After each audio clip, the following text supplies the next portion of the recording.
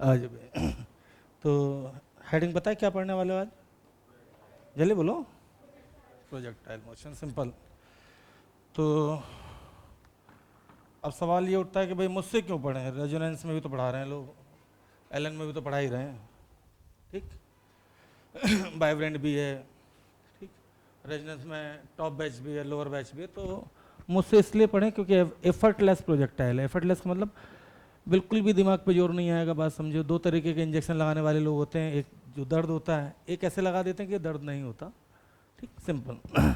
दूसरी चीज़, मैं शुरुआत करूंगा 1D से और पता नहीं चलेगा आपको कि मैं कब प्रोजेक्टाइल ख़त्म करके बैठ चुका हूँ, ठीक। आइए देखते हैं।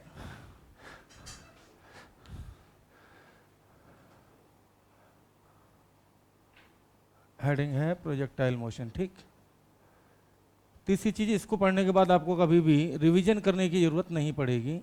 सबसे बड़ा टेंशन बच्चे के सामने यही होता है कि यार रिवीजन, क्योंकि शुरू में तो चलो 2 चैप्टर, 3 चैप्टर, 5 चैप्टर, लेकिन 11th होते होते 20 चैप्टर फिजिक्स के, 20 केमिस्ट्री के, 20 मैथ के, और फिर 12th पहुँचते पहुँचते और बहुत सारे, ठीक।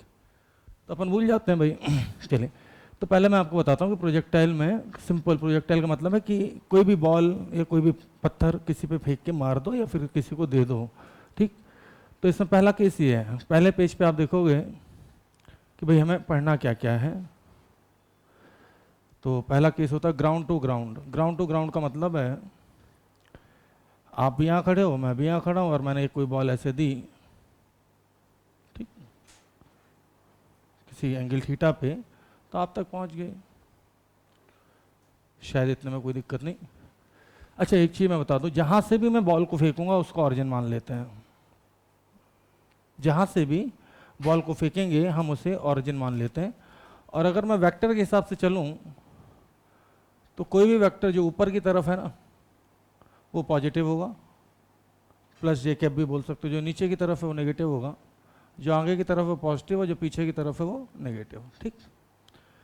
इसको मैं नाम देता हूँ केस नंबर 1, जबकि केस नंबर 2 का मतलब मेरे लिए है ग्राउंड से, और मान लीजिए किसी बिल्डिंग के ऊपर मैंने पत्थर फेंक के मारना है। भाई ये बॉल डेफिनेटली नीचे तक आती, लेकिन क्या बताएं, रास्ते में छत मिल गई तो अब वहीं रुकना पड़ेगा। तो ये है case number 2, initial velocity you, angle theta, ठीक। अच्छा, मुझे ये बताओ, बस इतना बता दो कि ये अगर ओरिजिन है, चलो देखते हैं, बाद में बताएंगे। केस नंबर 3 में मैं बॉल को किसी टावर के ऊपर से फेंकूंगा। कुछ टीचर इसको ऐसे भी लिखाते हैं हेडिंग डाल के, projectile motion from a tower. तो हेडिंग में कुछ नहीं रखा हूं, ठीक। जहाँ से फेंका वो ऑरिजिन, इनिशियल वेलोसिटी हमेशा की तरह यू और एंगल थीटा। इसको मैं बोलता हूँ केस नंबर 3। मतलब ये वो चीज़ है जो मैं पता होनी चाहिए कि भाई हम क्या क्या पढ़ेंगे, ठीक। केस नंबर 4 में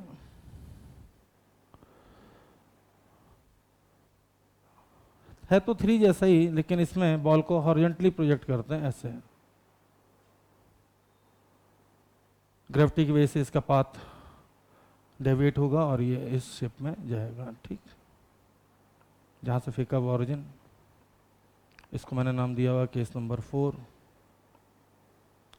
केस नंबर 5 की अगर बात करें, हालांकि केस नंबर 1 में ही ट्रेजेक्ट्री वेजेक्ट्री की इक्वेशन बहुत सारी चीज़ें आती हैं। केस नंबर 5 की अगर हम बात करें तो पाँचवा केस ये होता है कि भाई हम बिल्डिंग के ऊपर हैं और नीचे मान लीजिए कोई कहीं टारगेट है, कोई निशाना लगाना चाहते हैं। तो निशाना यहाँ लगा रहे हैं, लेकिन पूछ लेते हैं कि भाई कितना पहले बॉल गिर जाएगी या बुलेट गिर जाएगी।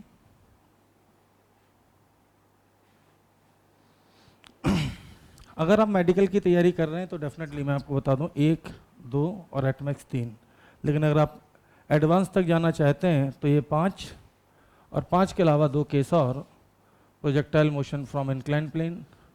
इंक्लाइन प्लेन का मतलब है कि जैसे पुल वगैरह है ना, तो नीचे से बॉल फेंकी और ऊपर ऐसे टकरा गई, ठीक। मान लीजिए एंगल बीटा है और ये अल्फा है,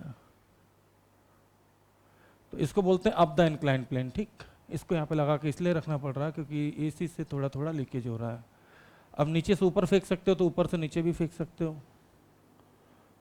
इसको कुछ लोग बोलते हैं डाउन द इंक्लाइन प्लेन, ठीक।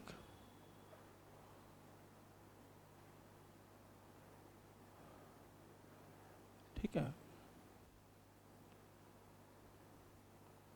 और फाइनली एडवांस को ध्यान में रखते हुए, मतलब कि मैं बात कर रहा हूँ IIT JEE की या रेजोनेंस या वाइब्रेंट की शीट की, उसमें एक पैराग्राफ भी होता है ये doubly incline plane. Double incline plane का मतलब है कि हम इंक्लाइन से फेंकेंगे और बॉल इंक्लाइन पे ही जाके कहीं हिट करेगी इस तरीके से, ठीक। तो ये तो वो बात हुई कि भाई हमें क्या क्या पढ़ना है, ठीक। तो इसको मैं नाम दे देता हूँ केस नंबर 6। लेकिन अगर आप नीट एम्स की तैयारी कर रहे हैं तो आपका काम 1, 2, 3 में ही खत्म हो जाता है। ये चौथे पांचवे भी वो लोग नहीं पूछते। 7 और 8 ठीक, बताना पड़ता है क्लियर कट भाई। अब सवाल ये उठता है कि यार ये 8 केस या ये 5 केस हम पढ़ेंगे तो हम सीखेंगे तो ठीक है, लेकिन हम रिवीजन कैसे करेंगे? तो मैं आपको बताता हूं कि अगर मैं सिर्फ यहाँ पे एक केस करा दूं तो ये 5 उड़ जाएंगे। देखो कैसे, ध्यान दीजिएगा, वही इंपॉर्टेंट है। जहाँ से हम बॉल फेंक रहे हैं वो ऑरिजिन है और फाइनली बॉल का जो वर्टिकल में डिस्प्लेसमेंट है वो नीचे है, तो मैं इस हाइट को h लिखूँ या -h? -h। जबकि जहाँ से बॉल फेंक रहे हैं यहाँ से ये देखें तो सही है, समझ गए ना? बताओ इसको +h लिखूँ या -h? ऑरिजिन ये है और डिस्प्लेसमेंट नीचे है, 100% माइनस है। जो भी हाइट दी हो, किसी शीट में 80 मीटर होगी, किसी में 135 मीटर हो, कुछ भी दी हो। अब ध्यान दीजिएगा, अगर मैं इस h को 0 कर दूं, 0 मतलब इसको मैं दबाता जाऊं, सिर्फ इतना ऊपर ऊपर का दिखाऊं, तो आप फर्स्ट केस में बड़े प्यार से पहुंच जाएंगे, ठीक। देख सकते हैं सब कुछ सेम है। थीटा भी एंटी क्लॉकवाइज। अच्छा, लोग नॉर्मली ऐसे लिखते हैं, तुम लोग ऐसे लिख लेते हो थीटा, ऐसे मत लिखना, एरो लिखना, क्योंकि एंटी क्लॉकवाइज एंगल पॉजिटिव होता है जबकि क्लॉकवाइज एंगल नेगेटिव होता है। इसमें भी एंटी क्लॉकवाइज, इसमें भी यू ऐसा, इसमें भी यू ऐसा, सही है। ध्यान दीजिएगा, अगर इस यू को मैं थीटा कम करता जाऊँ, ध्यान दें, अभी मान लो 30 डिग्री है तो 15 डिग्री, फिर 10 डिग्री, फिर होते होते ये क्या हो गया 0। तो इसी केस में अगर मैं थीटा 0 रख दूँ तो केस नंबर 4 पहुंच जाएंगे आप, कोई दिक्कत? अच्छा ये बताओ, ये तो +h है और ये -h है, बाकी सब तो सेम है। तो यहाँ से यहाँ पहुँचना हो या यहाँ से यहाँ पहुँचना हो, h की जगह -h रख दी, क्योंकि h को आप माइनस से मल्टीप्लाई करोगे तो -h होगा, माइनस को फिर से एक माइनस से मल्टीप्लाई करोगे तो +h हो जाएगा। अच्छा यहाँ देख के बताओ, ये ऑरिजिन, इस सारे थीटा एंटी क्लॉकवाइज है, देखो गौर से, जबकि ये वाला थीटा कैसा है, सही है। एच तो इसका भी नेगेटिव होगा भाई, ये एच नेगेटिव है तो ये भी एच नेगेटिव है।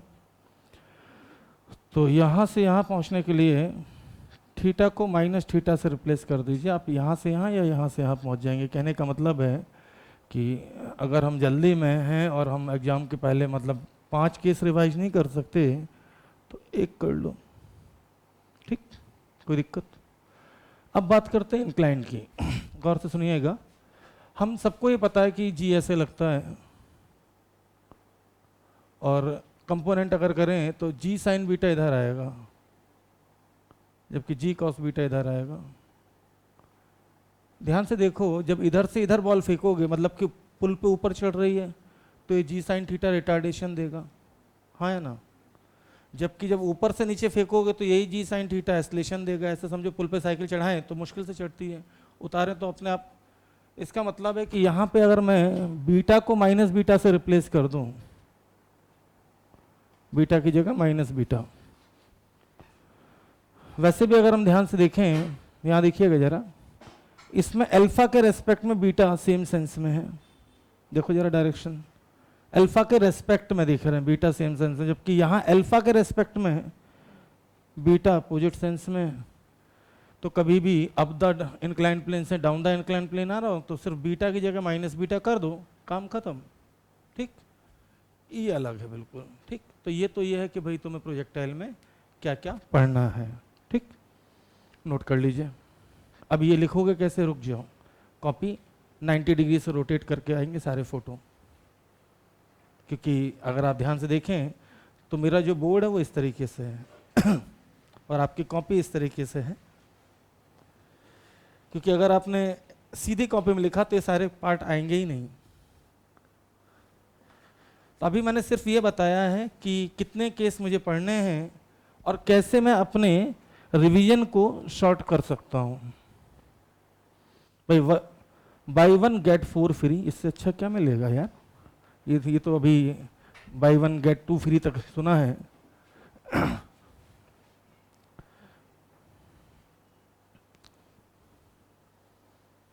सरदार जी क्या नाम है? कहाँ के रहने वाले हो? जम्मू कश्मीर, तभी कलर गोरा गोरा है। जम्मू में सारे लोग ऐसे होते हैं ना, फेयर। कोटा रह लो 1 साल, मेरे जैसे हो जाओगी। यहाँ देखा कितनी गर्मी पड़ती है, भयंकर।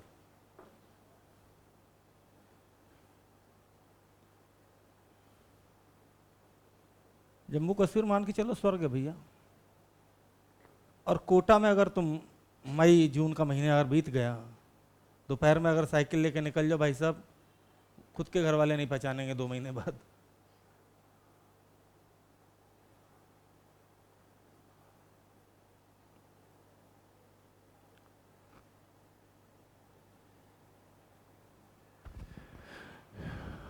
और ये देखो कल सही करवाया था भाई साहब ने, ऐसा सही किया है कि पानी की बूंदें नीचे आती हुई, हालांकि इसको थोड़ी देर बाद रब करेंगे।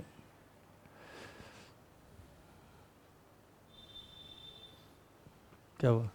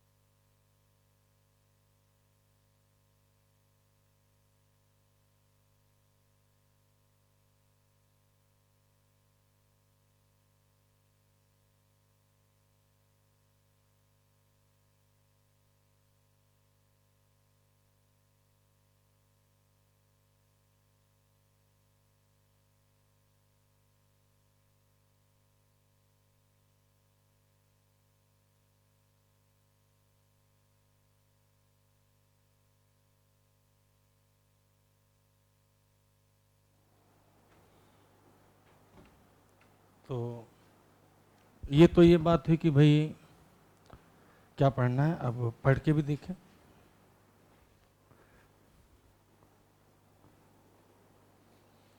तो क्या मैं मिटा दूं इसको?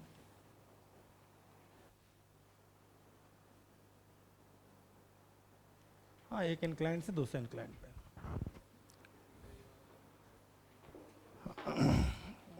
वो तो पूरा सवाल जब आएगा तो शीट में मिलेगा, अभी तो एक रफ आइडिया दे दिया कि हाँ भाई ठीक पैराग्राफ है एलन और रेजो की दोनों की शीट में। कहाँ पढ़ते हो? वाइब्रेंट वाले को शीट ही नहीं होती। कभी रेजो की शीट उठाना और वाइब्रेंट की उठाना, ठीक है? वो तो 4 चैप्टर मिक्स करके एक मॉड्यूल दे देते हैं।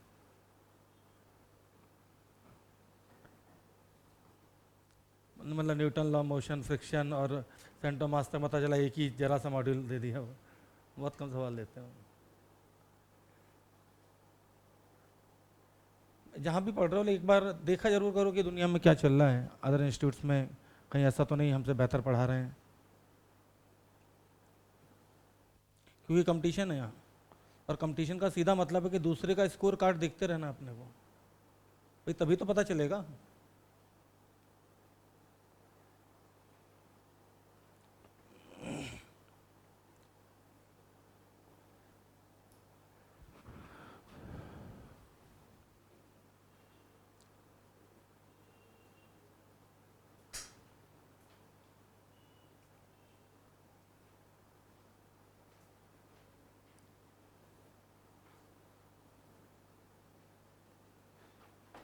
हम बायरन वालों ने इस साल एक काम अच्छा किया, कवर पेज चेंज जरूर किया है। पिछले साल तक बिल्कुल कागज का कवर पेज था, इस बार थोड़ा ग्लॉसी कर दिया है।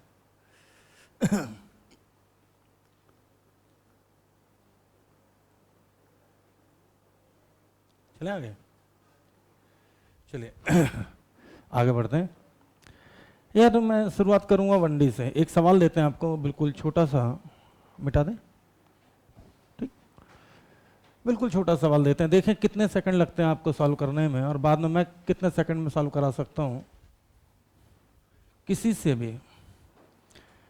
भी का मतलब बता दूं आपको, चाय वाला, सब्जी वाला, कोई भी हो, वो सवाल तो सॉल्व करेगा। एक छोटा सवाल है, बिल्कुल वनडी का है, ध्यान दें। एक बॉल है, उसकी इनिशियल वेलोसिटी मान लीजिए 40 मीटर पर सेकंड है, और इसको मैंने रिटार्डेशन दे दिया 5 का। तो पहला सवाल ये t बराबर 0 पे है ना, तो पहला ये सवाल है कि कितनी देर बाद ये बॉल रुक जाएगी फाइनली, ठीक? मतलब ये टाइम बता दो, ठीक? दूसरा सवाल ये है कि भाई 2 सेकंड बाद इसकी स्पीड कितनी होगी, v1। 4 सेकंड बाद स्पीड कितनी होगी, v2। और 6 सेकंड बाद स्पीड कितनी होगी।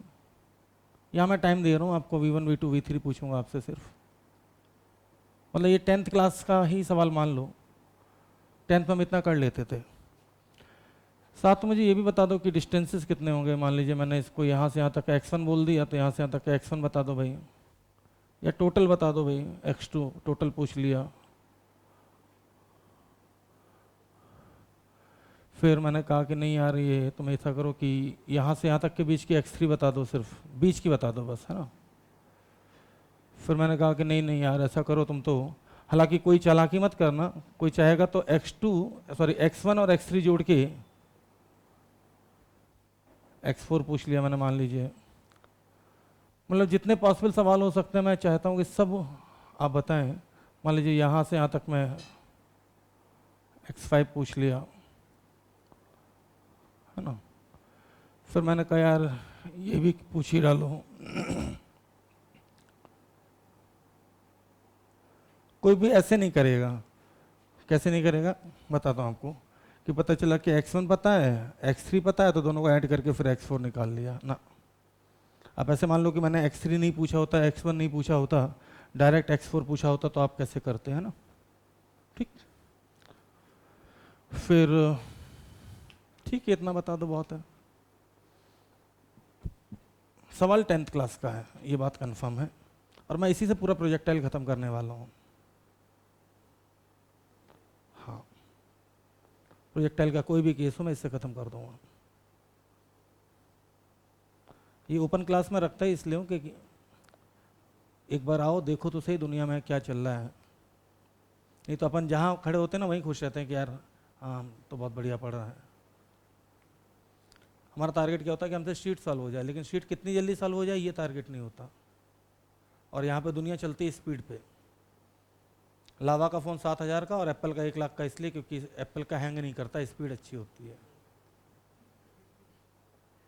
एल्टो 2.5 लाख की और जैगवार का पहिया भी 2.5 लाख का, क्योंकि जैगवार में स्पीड है। हाँ बाकी मान लीजिए मुझे यहाँ से कानपुर जाना अपने शहर, तो एल्टो से ही पहुँच जाऊँगा, जैगवार से ही पहुँच जाऊँगा, लेकिन जैगवार से 4 घंटे में और एल्टो से 12 घंटे में।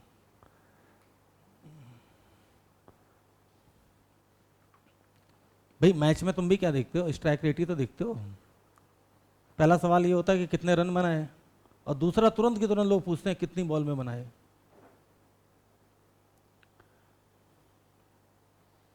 क्योंकि अभी जमाना सब्जेक्टिव एग्जाम्स का नहीं है, ऑब्जेक्टिव का है।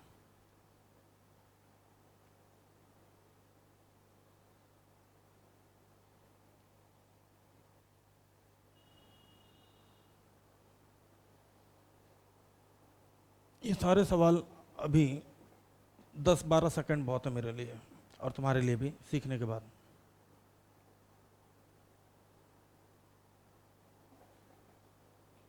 सर फालतू बातें मत करो, 12 सेकंड में तुम लिखते नहीं है। लिखने के बाद सारे पार्ट आपको सिर्फ 5 का टेबल आना चाहिए। आता है टेबल आना चाहिए, मतलब 5, 6, 7 के टेबल आने चाहिए। ऐसा ना हो कि पता चला सर 5 का टेबल नहीं आता, अब हम क्या करें, तो फिर दिक्कत है।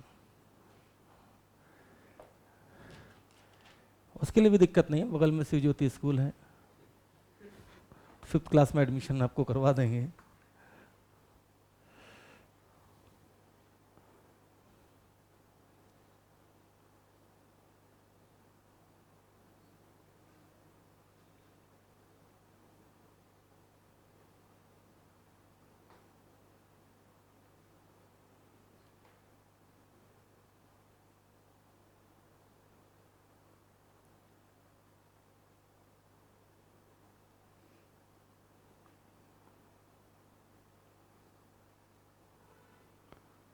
यार तुमको कहीं देखा है इससे पहले, लास्ट वर्कशॉप में भी आए थे क्या? किसके साथ आए थे? वत्सल के साथ, हाँ हाँ हाँ, एटमिक स्ट्रक्चर में। हाँ।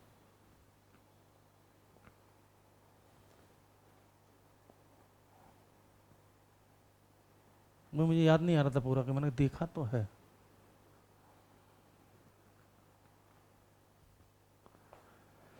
पहले आप मेहनत करो और देखो फिर मैं इस मेहनत को कैसे खत्म करता हूँ 1 सेकंड में।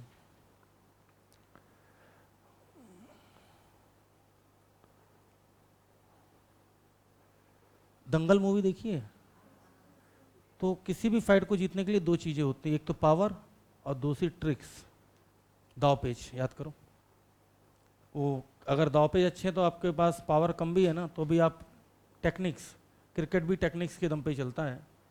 जरूरी नहीं कि आप हर शॉट को आप पावर से मार पाओ। ठीक है भाई, क्रिस गेल हो तो ठीक है, इतनी पावर है कि भाई तुम खड़े खड़े मार सकते हो, लेकिन अपना सचिन छोटे होने के बाद भी मार देता है। अब कंपेयर करो जरा क्रिस गेल और सचिन को अगल बगल खड़ा करके, ठीक, लेकिन स्कोर कार्ड सचिन का बेहतर। Timing, techniques.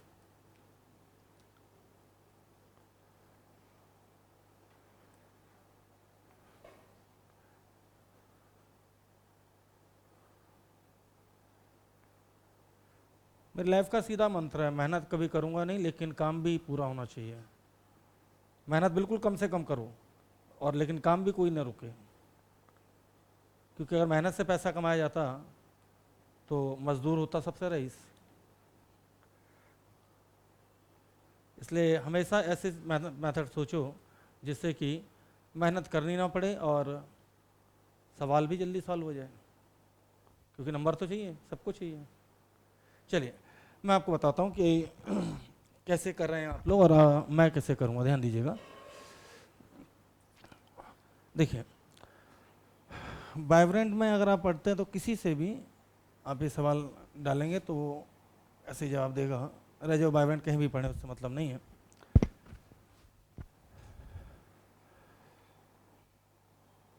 आप कैसे करते हो ये पहले मैं आपको बताना चाहता हूँ। आपने कहा कितनी देर में बॉल रुकेगी, तो आपने फार्मूला यूज किया v बराबर u प्लस 80 और आपने बड़े प्रेम से u को रखा 40, रिटार्डेशन है तो -5 इंटू टी और वेलोसिटी की 0, तो टाइम आया 8 सेकेंड। ठीक, कोई दिक्कत? फिर अगर आप बहुत होशियार हैं तो आपसे 2 सेकंड बाद वेलोसिटी पूछेगी, मान लो v1, तो v1 बराबर आप 40 माइनस 5t करेंगे और t की वैल्यू 2 रखेंगे तो 30 आ जाएगी। फिर v2 निकालेंगे तो फिर से आपको लिखना पड़ेगा v2 बराबर 40 माइनस 5 इंटू 4, तो 20, 40 माइनस 20, 20 आ जाएगा। फिर v3 निकालेंगे, अगर बहुत तेज हैं तब भी आपको इतना तो लिखने पड़ेगा, 5 6 30 मतलब 10 आ जाएगा। ठीक, इतना तो आपको करना ही पड़ेगा। अगर आप डिस्टेंस निकालना चाहते हैं, मान लीजिए 0 से 2 के बीच में, तो या तो आप ये फार्मूला करोगे v स्क्वायर बराबर u स्क्वायर प्लस 2x, वो तब कर पाओगे जब आपको ये दोनों वेलोसिटी पता है। ठीक, या फिर आप ये लिख रहे होगे जैसे x1 बराबर ut minus half 80 square, minus इसलिए लगाया क्योंकि रिटार्डेशन है। फिर आप बहुत फास्ट हो ना, बहुत फास्ट मतलब कैलकुलेशन बराबर करते हो तो भी 80 माइनस, फिर आप लिखोगे यार ये 2 से 1 2 कट गया, कितना 10, कितना है 70। फिर मान लो फाइनल किसी ने कहा x2 बता दो, तो x2 बराबर आप इस तरीके से लिखोगे, x2 बराबर, ठीक, हो सकता है टाइम नहीं पता हो आपको तो आप ऐसे भी लिख सकते हो, 0 का स्क्वायर बराबर, डिपेंड करेगा कि स्टूडेंट कौन सा, 40 का स्क्वायर माइनस 2x, फिर आप इधर लाओगे 10x2 बराबर 40 का स्क्वायर 1600, मतलब कि x2 बराबर 160, मतलब ऐसे कर करके आप कुल मिला के मेहनत मजदूरी से काम चला लोगे। ठीक, यही कर रहे होगे 100%, क्योंकि आपको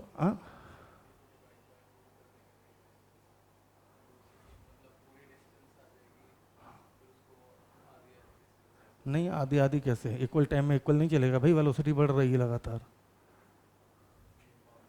याद कीजिए, हाफ 80 स्क्वायर से अगर हम देखें तो वेलोसिटी अगर बढ़ रही है तो एरिया जो अभी आया है शुरू के टी टाइम में जो आएगा वो अगले टी टाइम में नहीं आएगा। पढ़ाते हुए लोग 1:3:5 का रेशियो आता है, याद है? करके देख लो, नहीं आ रहा होंगे रेशियो, सेम रेशियो जो तुम सोच रहे हो नहीं, उससे आंसर नहीं आएगा, करके देख लो। मान लो अब x3 किसी ने पूछा x3 बता दो, तो एक तरीका तो है कि भाई हम यहाँ की वेलोसिटी पता हो, यहाँ की वेलोसिटी पता हो, पहले वेलोसिटी निकालें फिर x3 निकाल पाएँ, और फिर या तो मुझे यहाँ की वेलोसिटी बताओ या फिर मुझे ये पता हो कि यहाँ से यहाँ तक का डिस्टेंस कितना, मतलब पहले मैं x4 निकालूं फिर x1 निकालूं, ठीक, फिर उसमें से माइनस करूं तो जाके x3 निकलेगा। भाई या तो मुझे यहाँ की वेलोसिटी पहले पता हो, यहाँ की और यहाँ की वेलोसिटी पता है तो मैं डायरेक्ट लगा दूंगा v स्क्वायर बराबर u स्क्वायर प्लस 2x, और वेलोसिटी नहीं पता है अगर, तो पहले मैं यहाँ से यहाँ तक का निकालूं x4, फिर x1 निकालूं, फिर उसमें से ये माइनस करूं तो x3 आएगा। सही है? फिलहाल चलिए x3, ये सब भूल जाओ, ये सब गधे पढ़ाते हैं और पढ़ते भी हैं। ठीक, अगर मेरे सामने आपने ऐसे कोई भी मेथड यूज कर लिया, मैं समझ जाता हूँ कि ये बहुत स्लो रेट है। ध्यान से सुनिएगा, मैंने बचपन में एक डेफिनेशन धोखे से पढ़ ली थी और समझ में भी आ गई बस। वहाँ लिखा था rate of change of velocity is called acceleration, सबने यही पढ़ा है 100%, दुनिया के किसी भी स्कूल में पढ़े हो 10th क्लास में, ये रटाया जाता है बाकायदा, rate of change of velocity is called acceleration और रिटार्डेशन। मतलब कि एक्सेलरेशन वो बीमारी है जो वेलोसिटी को पर सेकंड जितने से चेंज कर दे। मतलब एक्सेलरेशन की वैल्यू अगर 5 है तो वेलोसिटी को 1 सेकंड में 5 से घटाएगा या बढ़ाएगा, मतलब अपोजिट लगा तो घटाएगा और सेम डायरेक्शन में लगा तो बढ़ाएगा। एक्सेलरेशन की वैल्यू अगर 10 है तो वेलोसिटी को 1 सेकंड में 10 से घटाएगा या फिर 10 से बढ़ाएगा, और सेम डायरेक्शन में लगा तो बढ़ाएगा और अपोजिट डायरेक्शन में लगा तो घटाएगा। ठीक, अब एक चीज़ बताओ बस मुझे, एक केला 5 रुपये का आता है तो 40 रुपये में कितने केले आएंगे? 8, खत्म, 8 सेकंड, क्योंकि 1 सेकंड में ये 5 वेलोसिटी घटा रहा है तो 40 को 0 करने में इसको लगेगा 8 सेकंड। ठीक, देखते जाइए अब खेल। यार 1 सेकंड में 5 घटा रहा तो 2 सेकंड में कितनी घटाएगा? 10, 5 का टेबल आना चाहिए, मैंने पहले ही बोल दिया था। तो 40 रुपये मेरे पास थे, 10 घट गए तो कितने बचे? 30। चलो 6 सेकंड में कितना घटाएगा? 30। 5 का 30 घटाएगा तो मेरे पास कितने बचेंगे? 10। 4 सेकंड में 20 घटाएगा तो मेरे पास 20 बचेंगे। जो ब्लैक से था वो सवाल था, जो ब्लू से वो आंसर है। सॉल्यूशन अपने होते ही नहीं, चैप्टर कोई भी हो, कोई दिक्कत। अब ध्यान दीजिएगा, दूसरा डिस्टेंस निकालना। सरदार जी रुक जाओ, मैं तुम्हें ऐसी चीज सिखा दे रहा हूं जिससे जितनी देर में लोग सोचेंगे ना कि मैं सवाल करूं, सिर्फ सोचेंगे सवाल करूं, उसके पहले अपन सब खत्म करके बैठे हैं। ठीक, एक बताता हूं डिस्टेंस का फार्मूला। मैं डिस्टेंस के लिए यूज करता हूं वी एवरेज इंटू टी, और वी एवरेज निकलता है initial plus final divided by 2। अगर आप ये नहीं करना चाहते तो बीच की वैल्यू पकड़ लें। जैसे 40 और 20 और 40 के बीच की वैल्यू 30 होती है, तो 20 और 40 का एवरेज 30 आ जाएगा। ठीक, वैसे भी करोगे तो 20 प्लस 40 डिवाइडेड बाई 2 करोगे तो 60/2 30 होगा। ठीक, तो जरा सा भी अगर सेंस है तो अपन सीधे बीच की वैल्यू पे अटैक कर सकते हैं। जैसे किसी ने कहा 10 और 20 के बीच की वैल्यू कौन सी होगी? 15। और अगर बिल्कुल ही अंगूठा छाप है अपन, तो 10 प्लस 20 30 डिवाइडेड बाई 2। ठीक, गौर फरमाए, सारे सवाल खत्म। 40 और 0 का एवरेज 20 इंटू टाइम 8 सेकेंड 160। अगर आपने निगाह नीचे की उतनी देर में सवाल खत्म हो जाएगा। 40 और 0 का एवरेज 20 इंटू टाइम 8 सेकेंड 2 8 16। कोई दिक्कत? चलो इसको निकाल लेते हैं। 40 और 30 का एवरेज, 40 और 30 का एवरेज 35, 35 इंटू टाइम 2 सेकेंड। चलो x3 डायरेक्ट निकालते हैं, डायरेक्ट खेलने में जाता। 30 और 10 का एवरेज 20, और यहाँ 2 और 4 के बीच में टाइम कितना है? 2 और 6 के बीच टाइम कितना है? 4 सेकेंड 20 चौकों। क्या मैं सही हूँ? 40 और 10 का एवरेज, 40 और 10 50 डिवाइडेड बाई 2, 25 25 छिक्का 150। सही है। 20 और 10 का एवरेज 15, और यहाँ से यहाँ तक का टाइम इंटरवल 2 30। 10 और 0 का एवरेज 5 और टाइम इंटरवल 2, तो 5 दूनी 10। रामायण खत्म। कोई दिक्कत?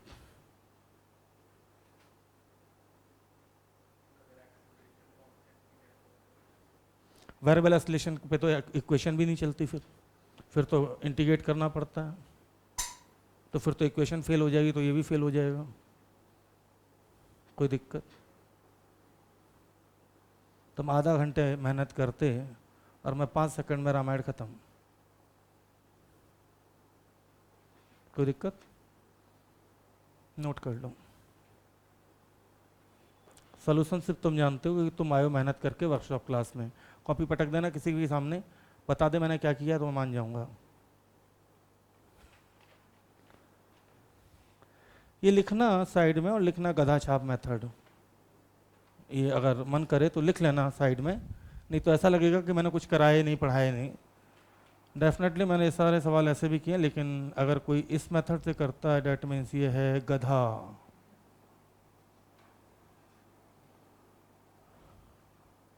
मेरी कॉपी में तुम्हें ऐसा बहुत सारी चीज़ें ऐसी लिखी मिलेंगी, गधा छाप मेथड यूजलेस।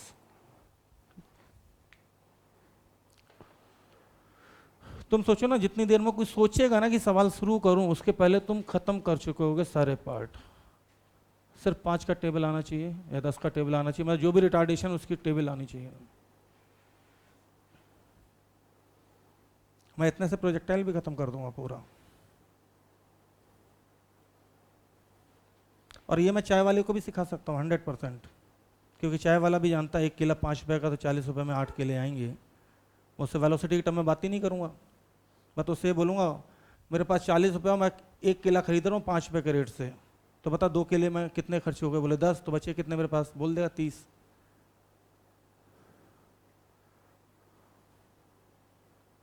सब्जी वाला, चाय वाला, मेरे रेफरेंस पॉइंट मेरे ऐसे माने हुए हैं कि अगर आप चाय वाले सब्जी वाले को फिजिक्स सिखा लेगा तो आप दुनिया में किसी को भी सिखा लोगे।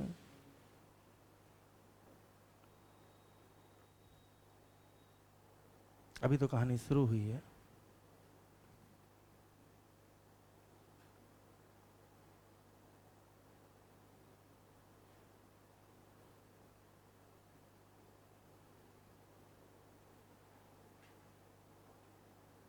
ऐसा नहीं कि यही एक दो टॉपिक, मैं पूरी फिजिक्स में ऐसे ही तांडव करता हूँ।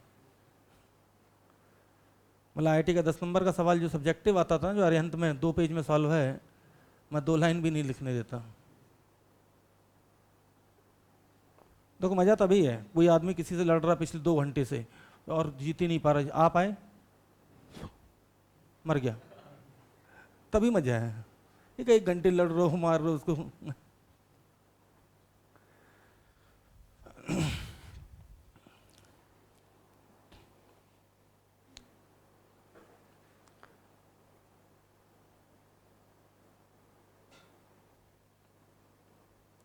आगे चलें, अगला सवाल मैं आपको देता हूं इसी में। सरदार जी छाप दो पूरा फटाफट। क्या नाम है? जिशिका, गुड। किस क्लास में हो? एलएन वालों के नाम नहीं पता चलते, एक तो उनकी बिल्डिंगों के नाम नहीं पता चलते मुझे, सब ऐसे। तो मतलब 10th में, 11th में, 12th में आ गई, लग नहीं रहा 12th। नहीं अभी आजकल तो बच्चे 9th क्लास से भी शुरू हो जाते हैं ना। मेरे पास मतलब 4-5 लोग ऐसे हैं जो 9th क्लास में ही कह रहे सर 11th 12th पूरा निपटा डालो मेरा इसी लेवल का। मज़ा आएगा उनसे फाइट करने में। उनसे सोचो 9th में 11th कर लिया, 12th में उसने, सॉरी 10th में उसने 12th पूरी निपटा रखी है। इनसे फाइट करने में बड़ा दिक्कत है। अब वो भी सोचो 9th क्लास के बच्चे को सब आता है, 13th वाले को गिरा गिरा के मारेगा। तो लिखा सवाल लिख, तेरे से पहले आंसर दूंगा, क्योंकि नॉलेज एज का मोहताज नहीं होता भाई। ऐसे समझो मैंने कार सीखी लगभग 32-33 साल की उम्र में। उसके पहले मुझे डर लगता था कार चलाने में, मतलब सामने देखूं कि पीछे वाली स्क्रीन पे देखूं कि इतनी बड़ी गाड़ी कैसे निकलेगी, बाइक तो ऐसे खट से निकल जाती है कहीं से भी। ठीक, तो मतलब मैंने कार ले रखी थी, लेकिन ड्राइवर और कार नहीं है तो फिर ड्राइवर नहीं है तो फिर बाइक से। ठीक, तो मैंने 32 में सीखी, मेरे छोटे भाई ने 17 साल में सीख ली। तो मैंने सोचा कि यार अपने बेटे को 10 साल में सिखा डालूंगा। हाँ, और चलाएंगे, लोग चलाते हैं भाई कार। हाइक बाइक कौन? भाई वही चीज़ सीखनी है, कभी भी सीख लो। अभी जैसे हमने मान लो 10th क्लास में या 7th में एलसीएम सीखा था, अब सब्जी वाले को एलसीएम नहीं आता क्योंकि उसने आज तक नहीं सीखा। तो सीखने की कोई उम्र नहीं होती, जितनी जल्दी आप सीख रहे हैं। अच्छा बताओ, इसी में अगर मैं सेम सवाल सब कुछ सेम आपको दोबारा मेहनत करवाऊंगा, अगर मैं एस्केलेशन 5 दे देता तो क्या मुझे बताते कि वेलोसिटीज अब कितनी कितनी होती हैं? 5 से बढ़ाइए, बढ़ा दो, कितनी? 50। पता चला 4 सेकंड में 20 बढ़ गई, 60। आगे बढ़ो। पक्का 80, और इसमें 80 होगी पक्का? मुझे तो लगता है 70 होगी, पता क्यों? और ये फाइनली 80, सही है, कोई दिक्कत? 8 सेकंड में 5 8 40, तो 40 रुपये मेरे पास पहले से थे और 40 आपने दे दिए, तो मेरे पास कितने हुए? 80। क्या ये डिस्टेंस बता सकते हो सारी? कितने फास्ट बता सकते हैं, इंपॉर्टेंट ये है। 50 और 40 का एवरेज 45 इंटू 2 90, सही है। 80 और 40 का एवरेज 60, वेरी गुड। 60 इंटू 8 480, 8 से 48, सही है। 50 और 70 का एवरेज 60, 60 इंटू 4 सेकेंड। मुझे नहीं लगता कि अब आगे वाले पार्ट मुझे करने चाहिए, सही है, कोई दिक्कत? आओ कुछ और पढ़ें, क्योंकि अपना मकसद तो प्रोजेक्टाइल है, अपन कहाँ अटके हुए हैं।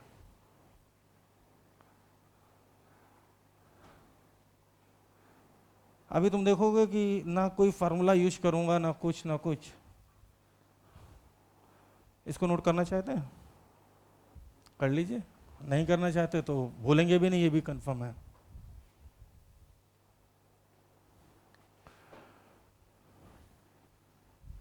मतलब ना तो मुझे टाइम ऑफ फ्लाइट का फार्मूला आता है, नहीं आता, हालांकि मैं क्रॉस चेक करके दिखाऊंगा आपको।